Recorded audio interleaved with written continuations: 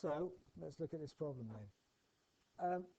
The left-hand side is all divided by 1 minus the square root of x. So what am I going to do? Yeah, multiply both sides by 1 minus the square root of x. Think of it as multiplying both sides by it, right?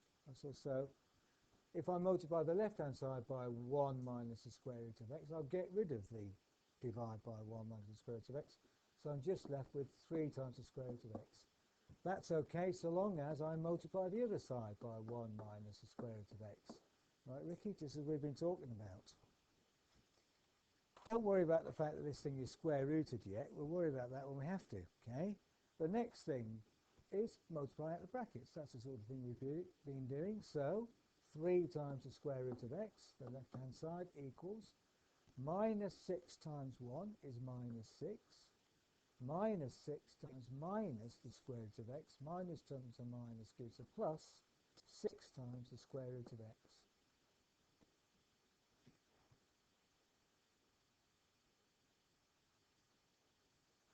Now, I want to get all the terms involving the square root of x on the same side. So we've got the same problem that we had before. If I subtract 6x from this side, 6 times the root of x rather, that will disappear. But when I subtract 6 times the square root of x over here, I'll have a negative. So that's not a good way, okay? Better is to subtract 3 times the square root of x from both sides, and then that will be gone, and I'll still have a positive here. So I'm going to subtract, write down what I'm going to do, 3 times the square root of x from both sides.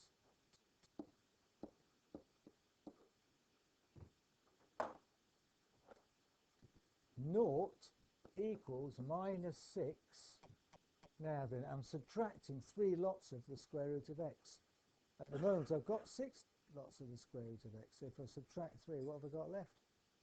Right. So it doesn't matter what it is.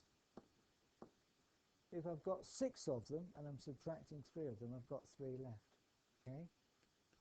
So the fact that it's the square root of x doesn't make it any more complicated. It could just as easily be an x. In fact, really it is, isn't it? It's an unknown number. So now, what's the next thing to get rid of? Right, by adding. Add, because it's negative on the right-hand side, add to get rid of it. Add 6 to both sides. 6 equals 3 times the square root of x. So I'm doing the same thing to every side along the way, but each time I look at the equation and it gets a little bit more down towards what x is. It's looking a bit better every time. I've been making the point as we've been going around. It doesn't matter what you do, so long as you do the same thing to both sides.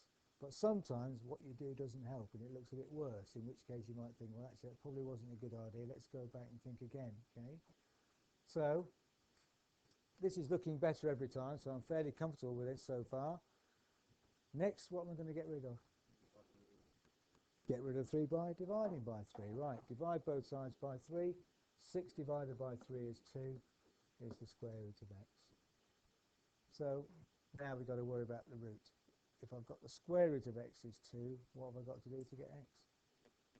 Square. Square both sides, yeah. To get rid of the square root, square both sides. So squaring 2 gives 4, so x must be 4.